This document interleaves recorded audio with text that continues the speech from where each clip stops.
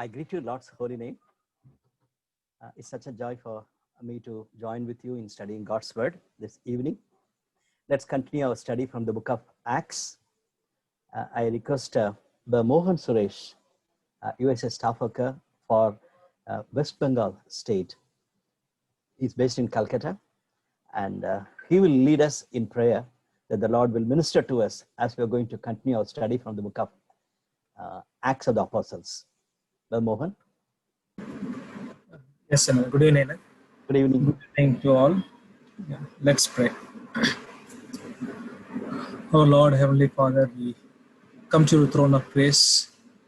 Lord, we worship you, Lord. We magnify you along with Paul and all the apostles and all the children of God, those who are connected here. Lord, thank you for you chosen us to be your children. Thank you for the grace which you have given to us. Lord, we commit this time when we study, when we listen your word from Billion. Lord, you speak to us and help us to understand your word rightly. Lord, we may apply in our life. Lord, especially in this situation in our country, how we need to live, how we need to present ourselves. Lord, you lead us and we may learn how the Paul ministered and he did the ministry the same way. We also can present ourselves and also present your gospel in this land, Lord. Lord, we commit to Billion into your hands. Bless him and use him mightily, and bless everyone around the country. Many are with much difficulty they are connected. Lord, bless the internet so that everyone may listen properly, Lord. Thank you and praise you. We offer this thanksgiving prayer. In Jesus' name we pray. Amen. Amen. Amen. Thank you so much, Mohan. Thank you. Monday, when we started, we looked at the significance of the book of Acts of the Apostles. As we see that the book of Deuteronomy is so important in Old Testament, definitely we need to give importance to the book of Acts. And also we looked at three different possible broad outlines for this book. Then we consider the church is a main theme of this book. And first chapter talks about the power of the church, which is really preparing the church to be growing. In fact, the Holy Spirit was given upon the believers so that it became a church, and it's not only the formation, it has grown in a mighty way. For that, we could consider the historical facts are important.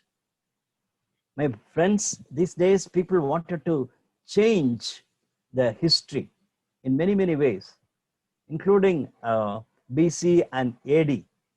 Now they want to have it as a common era so that they can conveniently avoid Christ. Otherwise, we have to say Christ as a center of the history. But they want to call it as a CE, common era, so that we don't need to call it as a BC or AD. But still, Christ has come and he died and he lived a life and he died and he rose again and he was ascended. Luke was very carefully he studied and presented this material. The ascension gives us a big hope for us to experience the coming of the Lord again. The power of the Holy Spirit, the anticipation of the power of the Holy Spirit, and also the Word of God. These all include the is a preparation for the church. We also looked at the word witness. 3 important things we have noted down as we are considering the word witness. Yesterday, we started from chapter 2, the formation of the church, the day of Pentecost. It is not just a phrase we use, the day of Pentecost. It is a celebration, at the same time, remembrance of the Passover. And the Holy Spirit, in a mighty way, he was given to the church at Jerusalem. Later, in 10th chapter, among the Gentiles, even 19th chapter, we could see that the demonstration of the work of the Holy Spirit was very clear. And not only that, the church started to grow. And chapter 2, verses 42 to 47, we noted down the nature of the early church. As I said yesterday, it's a very powerful passage. We all need to make note of it, and then we need to consider that passage seriously. We need to study in our fellowships. Christianity is not an individualistic religion. It is a community living, and church is very important. And all these great qualities should be seen in the church. Chapter 2, verses 42 to 47. Then we looked at how the church was growing, at the same time, how devil also brings out in a very strategic way to put us down. The counter attack of the evil one. It starts with physical violence. It could be a sickness, or it could be an attack from outside. But above all, the moral corruption is a big challenge. In a very cunning way, he corrupts our mind. So in terms of money, and in terms of sex, in terms of power, he corrupts the minds of the Christians and leaders. All of us have to be very, very careful. I hope you remember, after we studied the book of Deuteronomy, I started having my personal study with a book, with the help of a book, 40 days, how to study so that we can teach others on Deuteronomy. I'm excited about that help of the guide. Today morning, as I was meditating chapter 17 of Deuteronomy, the last passage talks about God told Moses, when you appoint kings, when they are going to appoint kings, they have to be very careful in 3 things. They need to be very careful about power. Very clearly he says, don't add too much horses for you. Tell the kings, don't add too much horses for you. Otherwise, you will depend on horse, and you will not depend on me. Number 2, you be careful with sex matters. Number 3, when you get more money, you will have more problems. So my brothers and sisters, all these 3 things, power, sex, and money, are a big challenge for any believer, any leader, and those who are in responsible position. So early church, devil wanted to put the church in trouble because of money matters. And later in 6th chapter, he cunningly wanted to distract the leaders. Instead of giving more time in preparing for prayer and preparing for Bible reading, they started giving to all sorts of administrative matters. Some of the things are very simple. They could have given to others to take care of.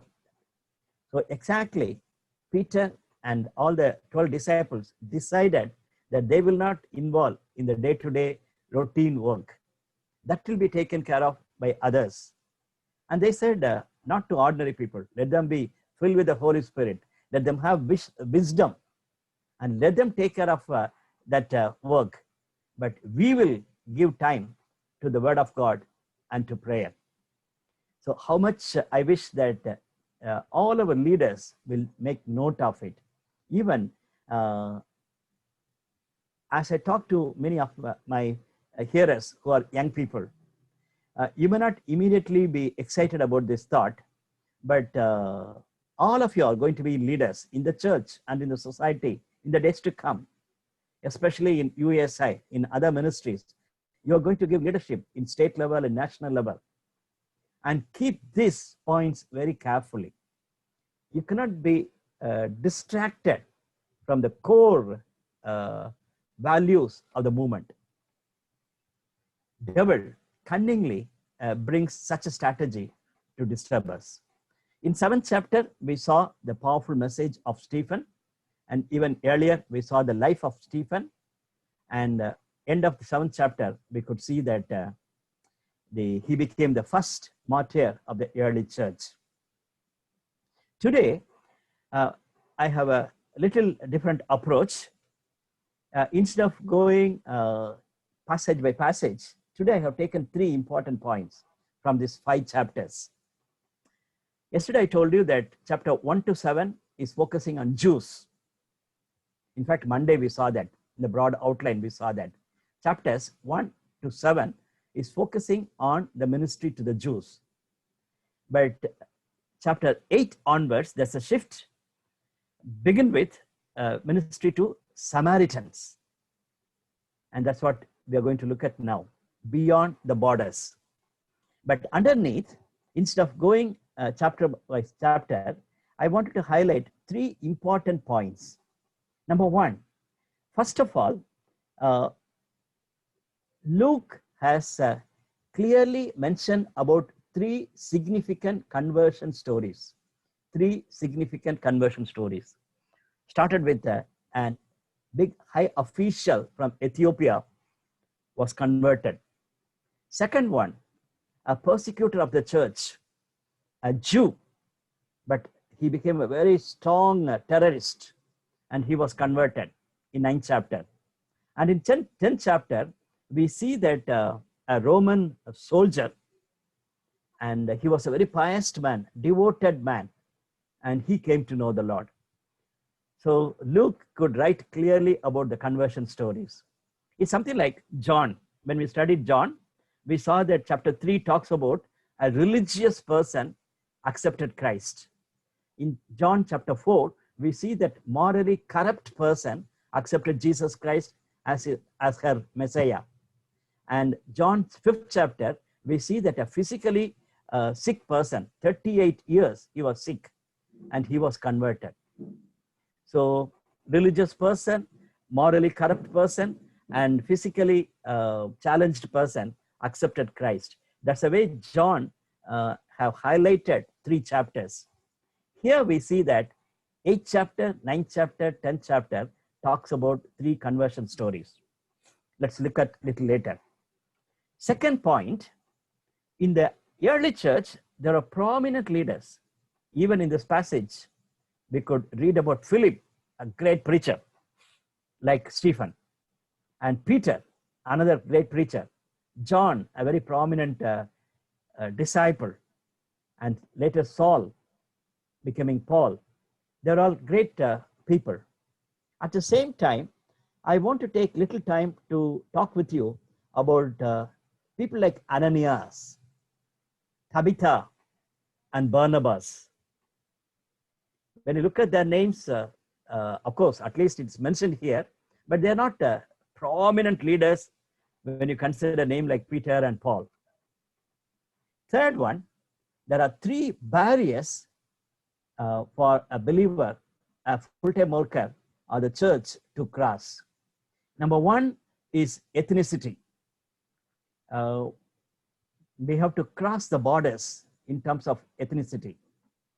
And then there are some barriers coming from religious leaders, and definitely political pressure. And the church has to go beyond the borders in terms of ethnicity, religion, and also politics. It's very true of our times. It's happened earlier in the early church that we are going to look at now in these 5 chapters. Today, we are going to hear God's word. It is about one person's conversion story. That is chapter 8, verses 26 to 40. Dear sister Sangeeta from Mysore she's reading this passage for us. Acts chapter 8, verses 26 onwards. Acts chapter 8, verse 26 to 40. Now an angel of the Lord spoke to Philip, saying, Arise and go toward the south along the road which goes down from Jerusalem to Gaza. This is desert. So he arose and went, and behold, a man of Ethiopia, a eunuch of great authority under Candace, the queen of the Ethiopians, who had charge of all her treasury and had come to Jerusalem to worship, was returning, and sitting in his chariot, he was reading Isaiah the prophet. Then the Spirit said to Philip, Go near and overtake this chariot. So Philip ran to him and heard him reading the prophet Isaiah, and said, Do you understand what you are reading? And he said, How can I unless someone guides me? And he asked Philip to come up and sit with him. The place in the scripture which he read was this: He was led as a sheep to the slaughter, and as a lamb is silent before its shearer, so he opened not his mouth. In his humiliation, his justice was taken away. And who will declare his generation? For his life is taken from the earth. So the eunuch answered Philip and said, I ask you, of whom does the prophet say this, of himself or some other man? Then Philip opened his mouth, and beginning at this scripture, preached Jesus to him. Now as they went down the road, they came to some water, and the eunuch said, See, here is water.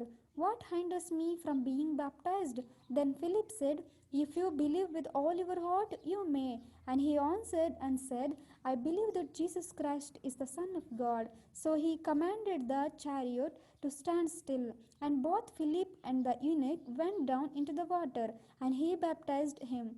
Now, when they came up out of the water, the Spirit of the Lord caught Philip away, so that the eunuch saw him no more, and he went on his way rejoicing.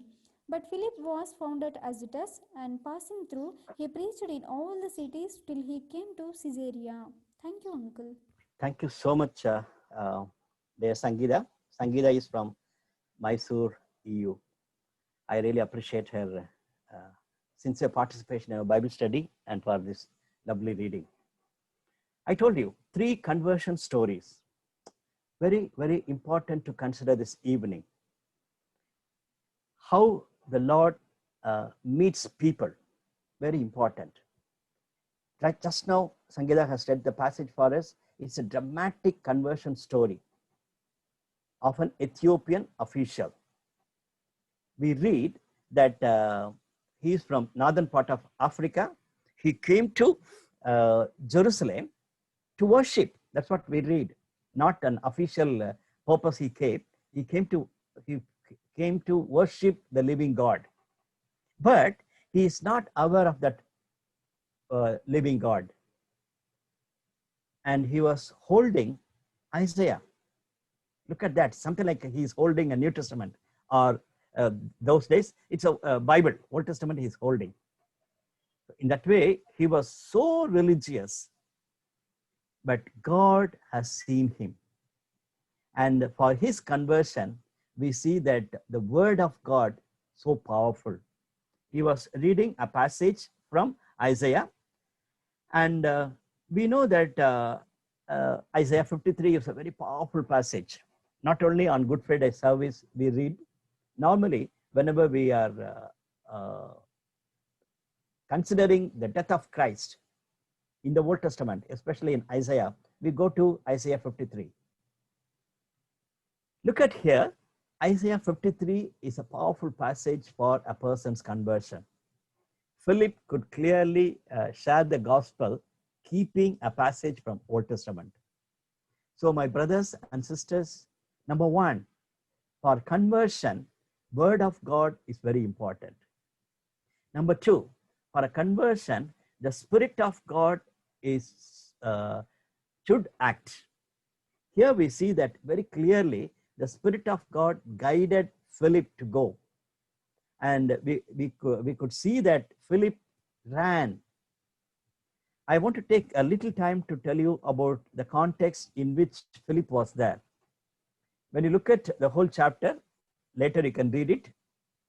After persecution has come, in verse 4, we see that Philip has gone to different parts of Samarian villages and started preaching. And there was a revival. And many people accepted Christ. Then the church in Jerusalem came to know that. Then they sent Peter and John to go and see what's happening. And Philip was a prominent person. And there was a big revival going on and miracles are happening. And in that context, we read in verse 26, now, an angel of the Lord asked Philip to go. It's something like you are very active in the ministry. You have a big revival going on in the church. You are very much happy with your church group, church youth group. And if you are active in EU and EGF, there's a big revival going on. And all of a sudden, God says, my dear daughter, my dear son, it's a time for you to step out. You have to go out. Then naturally, our mind says, Lord, now only the revival has come in my EU. And now only the church is experiencing your goodness. And I'm the important person. Philip could have told very clearly, if I leave, what will happen to the EU? What will happen to the church? But Spirit of God told, and Philip obeyed the Spirit. Dramatic conversion happened. Number 2, in chapter 9, we all know about the spectacular conversion of this persecutor of the church, Saul, accepting Christ, Jesus Christ. Here also, I want to take little time. Number 1, it is not that Saul went and searched for Christ. In fact, it is opposite. And clearly, we see that he was working against Christ, but God touched him. And even when we consider our own spiritual experience, we should not say that we search for God. Many people go to different places to search for God, but I went to this evangelistic camp, I went to this church, and there I accepted Christ. That's not a right way of testimony. Not at all. It is not that you searched for God and then you found him. It's not like that. When you read the testimony of Saul, we need to understand Jesus has confronted him, right word, confronted him. Salvation is like that. My brothers and sisters, most of you may know how to play chess. As you're sitting in the one side, other person is playing in the other side. And now you are moving the coins, and other person is also equally moving the coins. And in one point of time, you keep that your coin and say that, check your king. When you say that, the other party is shocked. Then somehow he wants to escape or she wants to escape. Then little later, you say that, check your king. Again, that person is escaping. Then maybe later, when you say, check your king, they don't have any other choice, stuck. I want to tell you, salvation is like that. God has moved the coin. Sometimes you become sick. Sometimes you got scolding. And sometimes you got vision. And you escaped from God. And in one point of time, God told, check your king. And you don't have no other chance to move. Then you said, Lord, I'm surrendering myself. Then there was a repentance. And you turned. Then we went back to God. I don't know about your salvation experience. When I think of my own salvation experience, in few days' time, I'm going to celebrate my spiritual birthday. That is on 12th October, 1974. Morning, around 8:20, I accepted Christ as my personal savior. It's almost like I'm from a very strong Christian background, and I was a very self-righteous fellow. And my EU students tried to convince me. My EU students took me to evangelistic camps. Nothing has happened. But here, in a very simple atmosphere, one preacher was started talking to me in a personal way, and there the Holy Spirit convicted me, and I accepted Christ. Immediate conversion. And I can think of God moved his coin in an exact way and asked, check your king. I couldn't have any other answer. I have to decide. My brothers and sisters, I am not saying that's the exact way it should happen to you. Not at all. If so, Paul would talk about it in his epistles. In all his letters, he will say that you have to have such experience as I had in Damascus. Only in Acts, he's talking about it. In chapter 22, chapter 26, he talks about that experience. Other than that, he will not share. This is a way salvation should happen. Exactly. I also would say that though this is my experience, your experience is unique. Take that very seriously. And one more thought I want to leave with you in 9th chapter, the will of God. Look at verse 15 and 16. I'll read for you. Acts chapter 9, verse 15 and 16. But the Lord said to Ananias, go, this man is my chosen instrument to proclaim my name to the Gentiles and their kings and to the people of Israel. I will show him how much he must suffer for my name. God's will is revealed in his salvation. Everything together. It's something like evangelistic meeting, and there a person accepts, he got a discipleship calling and he got a mission calling. It's almost like that. In the same time, he got a clear-cut calling in his life. It may not happen to everybody. I'm sorry, I have to go back to my own personal experience. So the 12th, it has happened to me. I was converted. My mother was excited that I'm a believer now. On 13th, in my church, I am basically from a mainline church. There is a order called confirmation. So that evening, as I went there to the church confirmation service, during the offering song, there was a powerful Tamil lyric, very meaningful song. That was my first spiritual song I could touch my life. There it says, I commit myself to you. Along with this offering, I commit myself to you. Wherever you lead me, I am ready to go. So there I made my commitment. So my brothers and sisters, I would say that everything has happened on 12th and 13th of October, 1974. Of course, I had many ups and downs. And then I went for missions programs and I committed my life for full-time ministry and all sorts of things have happened. But I cannot forget October 12th and 13th. So for Paul, that was a thing happened. That was a real spectacular conversion story. Third one, 10th chapter, almost the whole chapter talks about a conversion of Cornelius. He was a Roman soldier. And there, Peter has to be prepared by God with a vision. And Peter went there with a great expectation. And they were all waiting for him to come. And they said, we are waiting for God's word from you. Then when he spoke, word of God, Spirit of God came upon them, and the whole family accepted Christ. Previous two conversion stories are individual, but the third experience is a family. What I wanted to communicate here is, don't put God in a fix. This is the way God should do. I will accept Christ and then I will lead others to Christ. Not necessarily.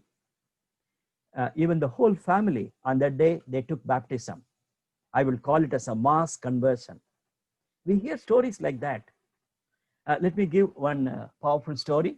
Last summer, not this year, 2019 summer, some of my participants were here. They were all with me in a program called National Missionary Training Camp that was held in Jharkhand and in a FMBB mission field. And part of the training, we were taught in missions. And then for exposure, we were sent to different groups, and we went to, some of us went to the Malto tribe, a church in Malto tribe. Of glorious experience. I'm sure that none of us can forget that. And my dear sister Anu from Ranchi, the law college student, she was with us on the day. And when we were going, the people came forward with a dance, with a great music to welcome us to go to the church. They washed our feet so that we can clean ourselves and go into the church. And as we are singing and sharing the testimony, they were all sitting. And the old man got up and then he started telling their church story. He was telling, clearly I could remember that example. He said, my own relatives came from other place, and along with missionaries they came, and we heard the gospel, and we all decided to become Christians. The whole village, 100%, just one day they became Christians. Praise God, praise God. But missionaries suffered like anything earlier days. But there was a powerful movement like that. We hear families, communities, villages accepting Christ. My dear brothers and sisters, this evening, that's what I exactly wanted to tell you. Allow the Spirit of God to work in your heart and allow you to do ministry. In case if there is a spectacular conversion like Saul becoming Paul, praise God. If there is a Cornelius family accepting Christ, praise God. And don't put blocks and say that, no, no, no. First, let me hear the testimony. After that, I will go forward. Allow Holy Spirit to work in you. Second thought, I wanted to tell you about the three persons I told you earlier. Ananias is described in chapter 9, verse 10. He is a disciple of Christ. Why do I highlight here? Look at that. When something happened in Samaria, the Jerusalem church sent Peter and John, great apostles, to go and see what's happening in Samaria.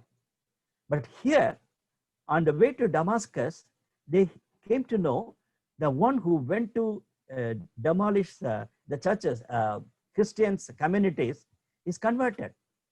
He's a great man. And normally, what will happen?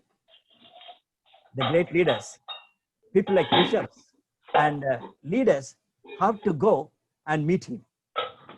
So that's the way we started thinking. Only great people have to go and meet dramatic conversion stories. But Holy Spirit is doing in a different way. He's sending an ordinary disciple. If I have to say in a very simple terms, there is a church, a senior pastor is there, and there are some 2 or 3 junior pastors are there. And one junior pastor went to one person's house, and he's a new convert from something like a Brahmin convert. And something like that, some dramatic, a friend from other faith. And the junior pastor went and led him to Christ and baptized him. The senior pastor will be down. The senior pastor will be very much upset. Why you didn't take me? Why did you take photo with them? Why did you do that? The senior pastor will shout at the junior pastor. That's what exactly I look at it. It's something like a EU context means in a decentralized state, state secretary is supposed to go, but a staff worker has gone, a coordinator has gone. That's what exactly I want to tell you. A disciple was sent by the Holy Spirit so that God can touch the life of Paul and he can get vision and he can be baptized. My brothers and sisters, there is no hierarchy for Holy Spirit to use you. If you are a disciple of Lord Jesus Christ, be like Ananias, be like guided by the Holy Spirit and go forward. You may not be like Philip, going and doing miraculous things, but be like an Ananias.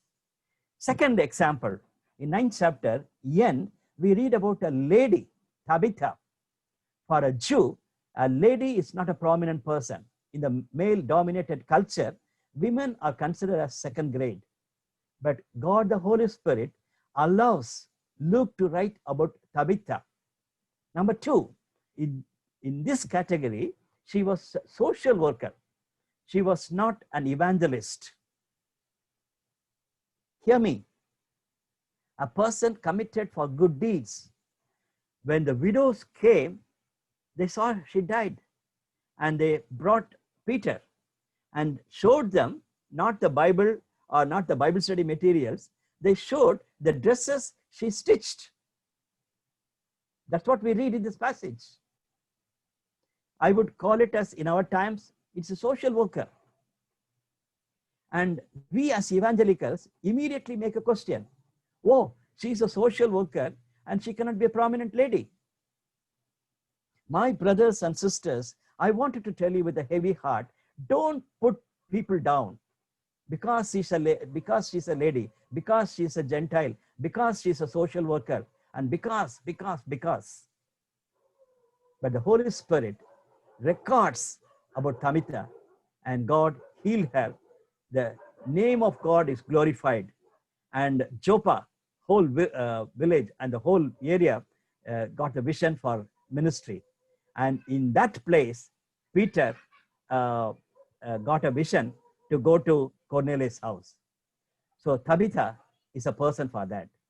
So my brothers and sisters, consider this thought very seriously. Don't put others down. I'm not saying that social work is better than evangelism. No, not at all. Both are important. And if God can recognize Tabitha, how much we need to be very careful when people are involving in church planting and social concerns. Third one, Barnabas. Barnabas, we read about him yesterday in 4th chapter. He left everything and he sold everything and he kept it to the apostles. He was not a prominent apostle. He was something like a disciple. And he kept everything in apostles' lap. And he was a very joyful person. And people come to know that there's a revival in Antioch. And the passage says they sent Barnabas to see what's happening in Antioch. In verse 24, we read that this good man filled with the Holy Spirit went and ministered to them. The church was growing in Antioch. Praise God. Praise God. And when you look at this passage in chapter 11, verse 25, I'll read for you. Then Barnabas went to Tarsus to look for Saul. When there was a revival going on, when everybody says, Barnabas, Barnabas. Look at that. My brothers and sisters, when people say that if you leave, our church will go. If you leave, our ministry will go. Don't be just carried away by the thought. But Barnabas went to Tarsus to look for one man. And he was definitely a personal worker. Barnabas was a personal worker. And brought him, Saul. And he brought him to Antioch.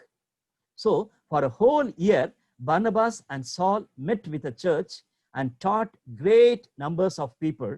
The disciples were called Christians first at Antioch. A mentor, a personal worker, Barnabas.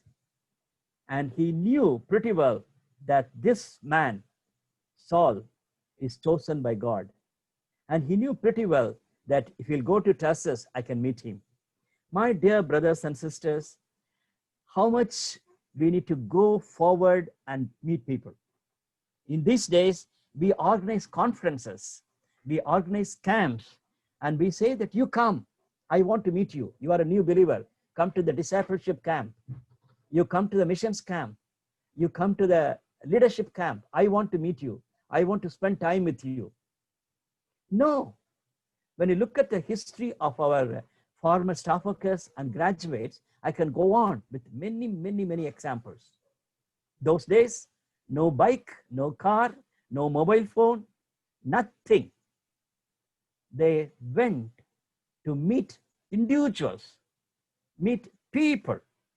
I can go on with many, many examples. But P.C. Varghese visiting different parts of North India. But Satyajit Rao visiting different parts of South India. They went and met one person or a small group of people who were touched by this because of this one ex-EU man. Ministry has grown. After 67 years, we praise God. We are still alive as a movement because of the personal work of people. My dear brothers and sisters, I am not against programs. I am not against big projects, but we need Barnabases who can take time, leave the revivals, leave the big meetings, and go and meet people personally. Even in these days, how much we need our EU committee members to go and meet students in their rooms, in their hostels, in their houses. I'm not talking about COVID-19 time, not in Corona time. But in general, most of us are busy with our committee meetings and most of us are busy with our own programs. We don't have time. EU committee members don't have time to go and visit people.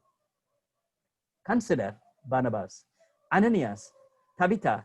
Barnabas are not great people, but they have done great ministry in these 5 chapters.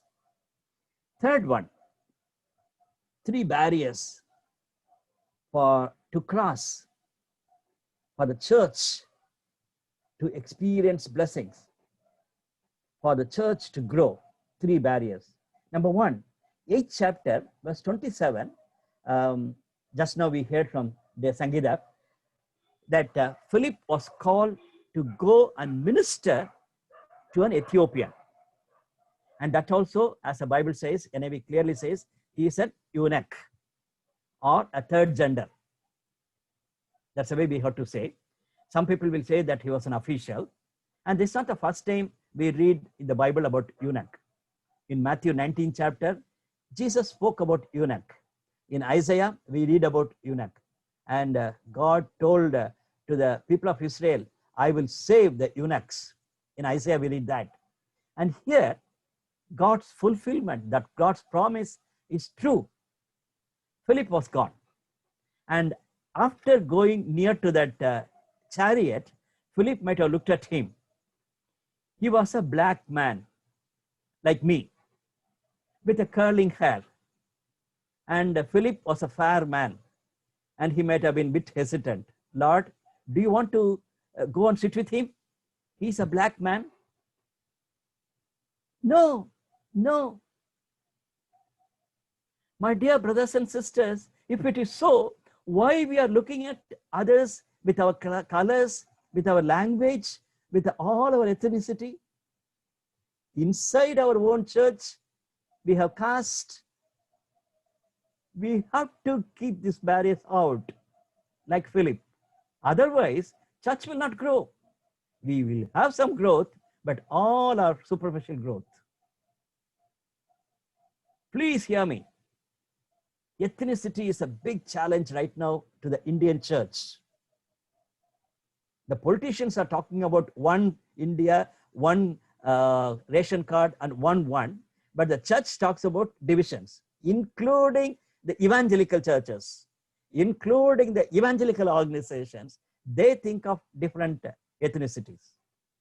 South Indian, Northeast Indian, and all sorts of differences we want to see.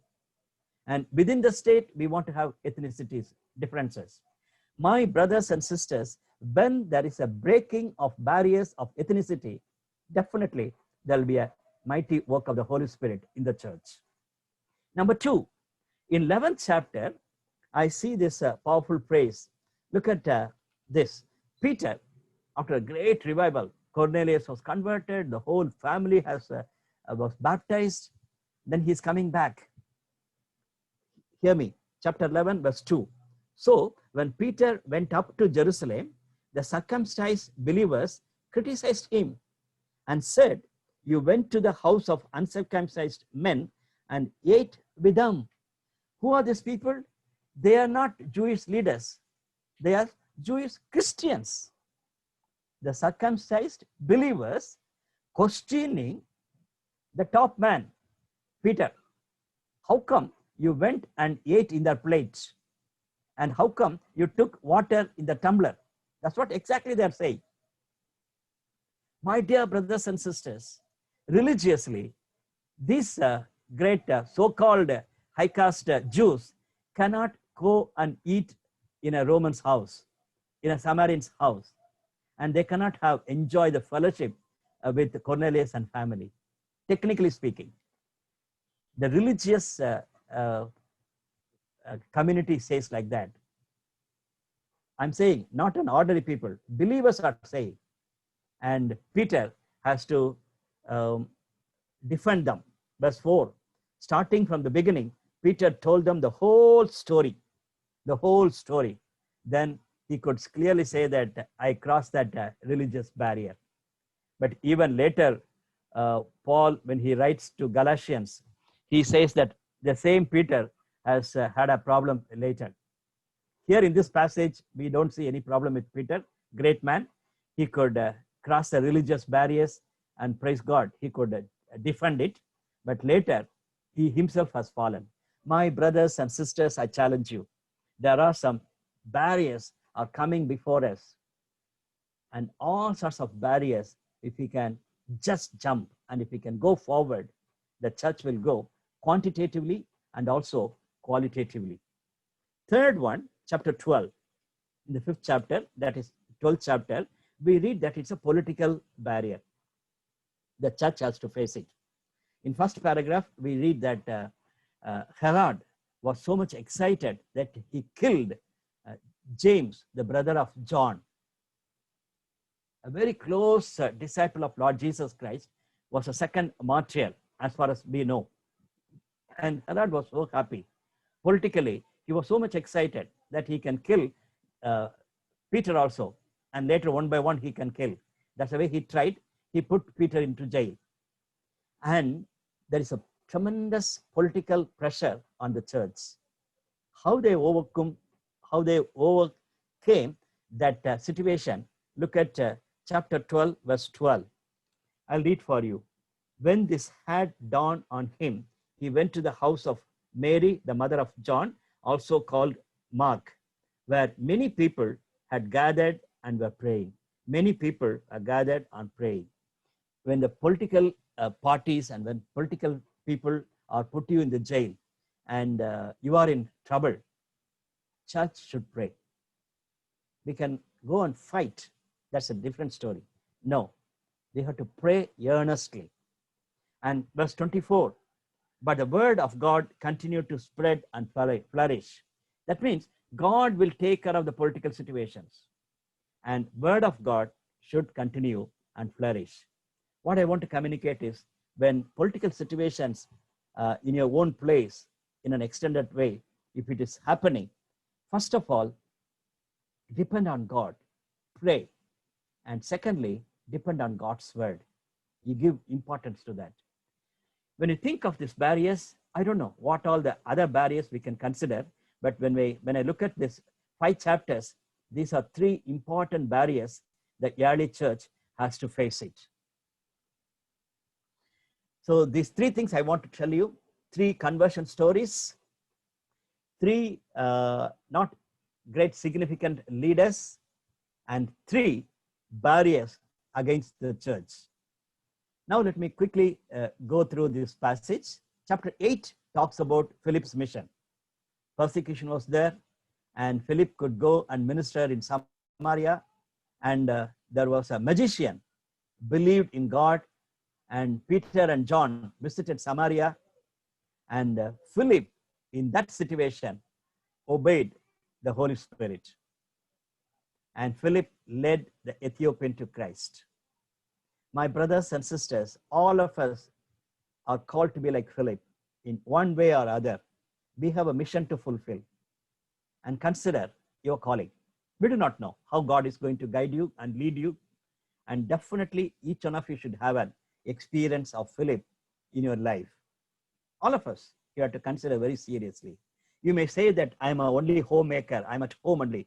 I'm an ordinary student. I'm something like that. You can say you have a mission to fulfill like Philip. And when Philip was doing, remember, that was not the first time Samaritans came to know the Lord. Even in John 4th chapter, we read this story. The lady was saying, our fathers worshipped on this mountain, But you say that in Jerusalem is a place where people ought to worship. And to her, Jesus said, women, believe me, the hour is coming when neither on this mountain nor in Jerusalem will you worship the Father. The time has come. Philip's mission is exactly fulfillment. The time has come. Wherever you are, you can worship the Lord. Of course, even in chapter 4 of John, we read that village became believed in Christ Jesus. So there was a revival going on in Samaria. 9 and 10, chapters 9 and 10, I wanted to just briefly tell you about the conversions. When you look at this one, Paul's conversion, the Lord has confronted him. Cornelius, it's a different, it's a vision. So there's a difference, we can see that. And Paul's conversion is God touched a Jew. Here we can see that Gentiles hear the gospel. And Paul's conversion is one person accepting Christ. We do not know what happened to his friends. I'm sure that he might have, they also might have accepted Christ. But here we see that the Holy Spirit has come upon the Gentiles, on Cornelius and the families. In a mighty way, God acts in the history. Last two chapters, we can see that that's what I told you now. What we read in chapter 11, the mission of Peter and mission of Barnabas is highlighted, and political pressure comes from Herod, people like Herod, killing and putting in imprisonment. All sorts of persecution is coming. But we know the pathetic death of Herod in Acts of the Apostles. That is one sad story. He died pathetically. So we should not pray for that type of a death for people. We have to pray that they all will be like Saul becoming Paul. Our own political leaders have to accept Jesus Christ. And miraculously, Peter escaped. In the beginning of the same chapter, his good brother James was killed. But end of the chapter, we read that Peter was escaped. We do not know how God will allow things to happen in our life. In the early church, people like Stephen, people like James are killed. At the same time, people like John and Peter, they had a miraculous escapes of God's purposes are very, very unique. And God's guidance is also unique in individual's life and also in the life of the church. That we need to make note of it. There is no mechanical way of stories highlighted by Luke.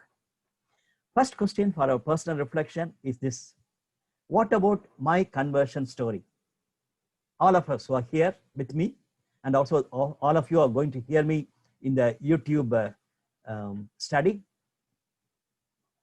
think of your own personal conversion story. I'm sure that you have. That's the reason you're part of this Bible study. You may not have a spectacular conversion. You may not have a dramatic experience, but you have to have your conversion story. And what about the conversion story of your own people? Now Brother Mohan prayed in Bengal. He has to tell us stories about what has happened. Don't tell about 100 years back, Sadhu Sundar Singh accepted Christ in a very miraculous way.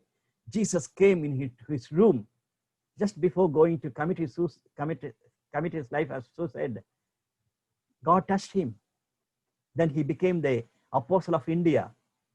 And now in present day time, I can talk about Anand Pillai. In many, many ways, you heard about his stories. You can just visit his YouTube, and there you can see that testimony of Anand Pillai. Let me take 1 minute and tell you his conversion story. When he was 17-year-old boy, he went to his room and wanted to commit suicide. As he was ready to die, he saw a blue color book. That is a Gideon's New Testament. And his teacher told when they are distributing their book, when you're so dull in your life, you read this book. He was a strong non-Christian. But when he wanted to commit suicide, he thought the teacher's voice.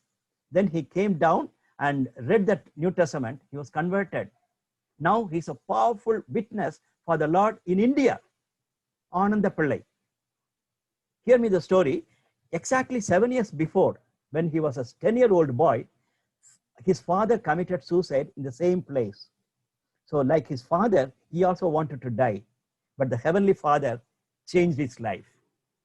My brothers and sisters, be excited about the conversion stories. Number 2, what is my involvement in God's mission? Philip, Barnabas, Ananias, and Tabitha, and many people have involved in God's mission with their gifts and talents. What is my role in missions?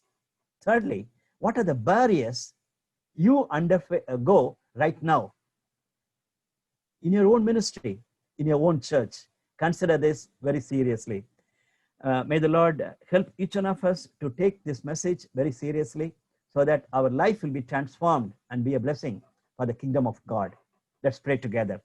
Father, we thank you for ministering to us from these powerful passages of Acts of the Apostles. Though we went through all the 5 chapters in a hurry, we could hear powerful stories. It is not only the stories of 2000 years back. Even now, we hear stories and we see stories. Lord, help me and help us to allow the Spirit of God to work in us and through us. Thank you for hearing us. Continue to minister to us as we continue our study from the book of Acts on tomorrow evening. Till we meet again, let your presence will be very, very real to us. Give us a good night rest. In Jesus' precious name we pray. Amen.